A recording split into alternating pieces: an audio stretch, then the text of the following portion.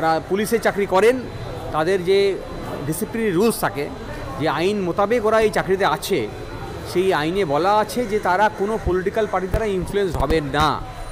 আর যদি কোনো পদাধিকারী political party দ্বারা ইনফ্লুয়েন্সড হন তাহলে তা অপরাধ, বিভাগীয় অপরাধ, এবং এই বিভাগীয় অপরাধের কারণে তার চাকরি চলে যাওয়া উচিত।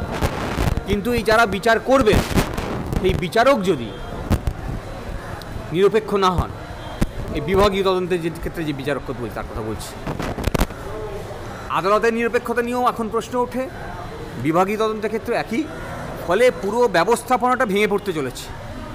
তাই যখন পুরো ব্যবস্থাপনা ভেঙে পড়তে চলে তখন আমাদের সংবিধান বিপন্ন হয়, আমাদের সাংবিধানিক অধিকার বিপন্ন হয়।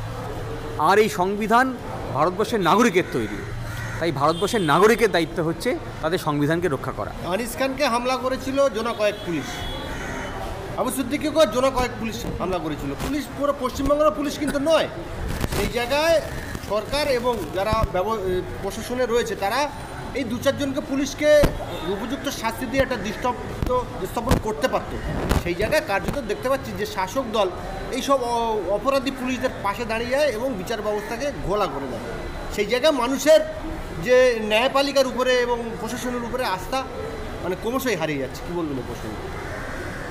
না, সেটা খুব স্বাভাবিক। আমাদের যে ব্যবস্থাপনা আছে, এই ব্যবস্থাপনায় একটা তো আছে যারা বিধানসভায় নির্বাচিত হয়ে যান, তারা আইন তৈরি করেন, আর আছেন এক্সিকিউটিভস যারা এই পুলিশ বলুন, WBCS অফিসার বলুন, BDO, স্কুল টিচার যারা আছেন পুরো এই ব্যবস্থাপনার মধ্যে, সরকারি ব্যবস্থাপনার মধ্যে, তারা এই সমস্ত আইনকে ইমপ্লিমেন্ট করেন। আর এই বিধানসভায় আইন তৈরি হওয়া আর এই ইমপ্লিমেন্টেশনে যদি কোনো ভুল হয় তা নিয়ে বিচারের জায়গা হচ্ছে এই আদালত। তাহলে এই আদালতকে আরও প্রোঅ্যাক্টিভ হতে হবে।